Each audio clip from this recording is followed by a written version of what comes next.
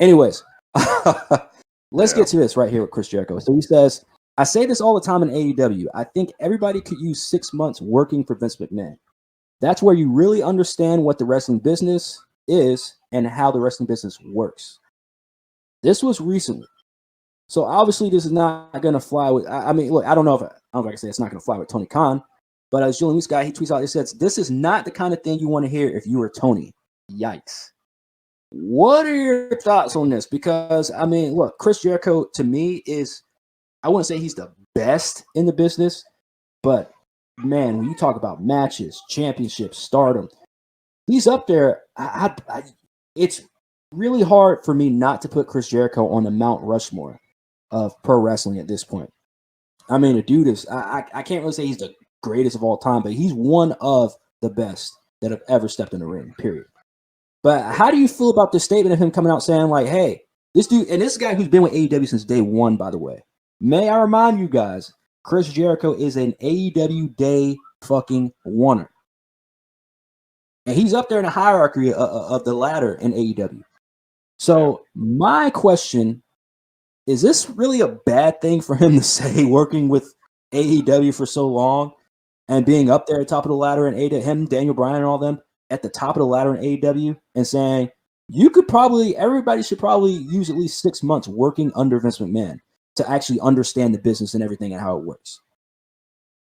There's a lot to consider. I mean, don't get me wrong. I don't think AEW have, at least as of late, they haven't made any points to try and come after WWE, and neither has WWE made any jabs at them. I mean, I don't know. It seemed, but like you said, it's just kind of like throwing that kind of shade at Vince. Just kind of, well, if I was Tony, it's like, was there something wrong with the way I'm doing it? Because there is, and it's the elephant in the room. Probably, every time you look at AEW, every video we've ever done about AEW, it always comes back to the centerpiece. That's at the core, problem of what AEW's problems are, and it's Tony Khan. Tony being inexperienced, Tony not knowing what he's doing. I think he, making a lot of mistakes that we've seen made in the past that have tanked companies bigger than his. And so I don't know. It could stir some shit. I mean, it could very well stir some shit up, but maybe Jericho did that on purpose because, I mean, like you said, he's a day oneer. He's got stakes in that company, and whether or not it'll impact his role in AEW. But I don't know. It seems like when we start hearing like an AEW star talking about WWE, it's almost like, well, that they a few months after that, now they're working at WWE again. You know what I mean? Like they're trying to get back. I mean, Punk did the same thing, and now look where he's at. Atrocious, by the way. Yeah. But I don't know. It seems like what we predicted, months ago, is that there's a lot of people that are fed up with AEW, and and they're wanting out. There wasn't, the grass is green no more. Like they're trying to get back to WWE because they're starting to see the difference between an experienced professionals working versus this kind of just ridiculous kind of shit show where the inmates are running the asylum. Yep. And I actually want to caveat on top of that, where you said the inmates are running asylum. Perfect thing you said, because this leads into this. Right now, there's a lot. I'm just highlight this real quick so y'all can see this. There is said to be a lot of negativity right now from people in and around AEW. But I thought CM Punk was the problem a few months ago. I thought CM Punk was the big problem. And again, like, I'm not saying what CM Punk did was right. Y'all know how I feel about the whole CM Punk thing. We're going to be talking about that in our main topic. But holy fuck. You're telling me people are not happy about CM Punk? I mean, not CM Punk. People aren't happy about AEW and the atmosphere right now and the environment right now? So this is coming from I'm gonna have to mute you real quick just because I got a little background noise. But there's a lot. So this comes from Dave Meltzer from Wrestling Observer. He says they're grossing a lot of money. It's interesting because I've gotten so much feedback from people in and around AEW, and it's a lot of negativity right now. I think some of that stems from the show Saturday night, obviously with a very poor crowd. I wonder why that would be. I wonder why Chris Jericho said you should be working 6 months with a Vince McMahon to figure out the business and how it works, rather than working on the indies and then going to it. Because on the indies, it's all you. On the indies, there's no one else but you. You are responsible for getting yourself over, regardless. But now we're sitting here talking about the atmosphere in AEW and how people are kind of upset because, especially after seeing, well, you guessed it, CM Punk last Saturday, well, not this past Saturday, but the Saturday before that, returning at Survivor Series, then showing up on Raw last week. Now he's supposed to come back this Friday night on SmackDown, which that's a whole nother issue because the whole brand split thing, which, again, I'll get into later on in the main topic. But here we are at the end of 2023, and motherfuckers are unhappy in AEW. And one of the main reasons is because they performed in a very poor crowd on their brand new show that just came out this year on Saturday nights called Collision. So Dave Meltzer goes on to say, it's interesting because there's a lot of negativity while at the same time the company is grossing more money by far than it ever has the last couple of months. It's been very, very successful in that sense. As far as turning profit, that's a very different story. As far as the value of the company, there's economic aspects of the company that look really good, but there's still this feeling of negativity. Understandably, in wrestling, it's always who's number one. And they are far from number one right now. Yeah, no shit. They were a lot more competitive in things like television ratings and attendance and things like that 18 months ago than they are now. So before I get into this next part, Jake, I don't know if you're still with us. But before I get into this next part, I kind of want to get your opinion on this because the inmates are running asylum. You're going from the independents where it's literally you. You're in charge of everything with your character and you know everything else other than like obviously who goes over whatever. That's up to the promoter. But you're dealing with just the promoter. Everything else is up to you and the guy you're wrestling or wrestling with. Then you get to AEW where again the inmates are running the asylum. Yeah. So whose fault is it really? I mean, to an extent, yes, it is Tony Khan's. But if he's saying, look, you got to get yourself over, all you guys are over, this is all elite wrestling. But now we know it's all friends wrestling. It's what is it? All for everyone wrestling or whatever the fuck people try and call it. What are your thoughts on this whole thing with people having a negative perception now in and around AEW? So there's no specific names. But we just saw Britt Baker, who is probably their top women's, who's the top face in women's wrestling right now in terms of AEW, in a women's division in AEW right now, who expressed her concern for not getting that much TV time this year in 2023, and saying that Christian's getting more time now, Adam Copeland's getting more time, everybody else under the sun is getting more time. We've seen a couple other wrestlers have some frustrations over time. Miro, who's just now getting a little bit more TV time. What's your thought on this whole thing with people saying that, look, AEW is not what it's really cut out to be? It's starting to mount up because, like, again, all these people are in charge of their characters or at least creative control, right? They have creative control on how they're going to be depicted. And the consequences of that isn't so much that you're taking, they get to be creative in WWE too. Like they get a say on their character, they get a say on all this. To an extent, yeah. Well, you got to be like you're a product. You know what I mean? Like you're literally the face of our company.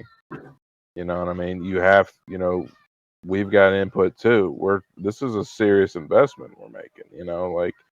Like we're spending millions of dollars to put your face on, merch and shit, and just on pay-per-views and I was watching a video the other day about actually it was today where it was that promo where Ric Flair just randomly started shooting on Carlito about, just like, you want the women, you want the stardom, you want the big pain, you want the main event, you want the championships, but you ain't put in the work, you ain't bled, and it was all because Carlito didn't stay to watch like the rest of the matches on the card, like all the other guys. He said that's why you're never gonna be anything, because you don't deserve it. I mean, it's sort of like, and this is my problem with AEW, period, is because there is no real, respect for, people who've been day oneers. There's no real respect for the guys who, like, you don't have to earn respect. You just get paid to show up. I mean, to me, it's the ultimate part-time company right now. You know what I mean? It's outdoing WWE in the part-time area. The ultimate part-time company. Some harsh words, man. Those some big words. Look, I mean, my crazy. I mean, what has been the biggest things going on in AEW? Part-timer. Christian Cage, part-timer. Adam Copeland, part-timer. CM Punk, part-timer. Chris Jericho, part-timer. I have to eat some crow here. I do. I have to eat just a little bit of crow here, because a couple months ago when the whole CM Punk thing happened, and he was talking about how there's no real leadership. The younger guys, like, he basically, what CM Punk was getting at was that people were asking for advice and they wouldn't listen. That's a choice thing. I get it. It was the same thing that happened with the whole Adam Hangman Page thing that happened last year, that whole altercation where it was like pretty much he's giving him unsolicited advice. I shouldn't say unsolicited. Maybe I'm using that word wrong, but he's giving some, I guess, unwanted advice, and Hangman didn't take it. And then you had the instance where CM Punk gave Jungle Boy some advice, and Jungle Boy pretty much spat in his face on television. And again, that doesn't really justify what happened with that whole altercation afterwards, but it happened. And now we're here. And now we're saying that, and we can go back to what Mark Henry said. Remember what we talked about, Jake, a couple months ago when CM Punk got fired? And Mark Henry had that statement where he said, well, we'll see. We'll see if it changes, if the atmosphere, the environment in AEW changes, because now you're saying CM Punk was the issue in AEW, why there are so many problems and stuff in the locker room. Now we're saying CM Punk's gone. He got signed to a completely different company. He's back home.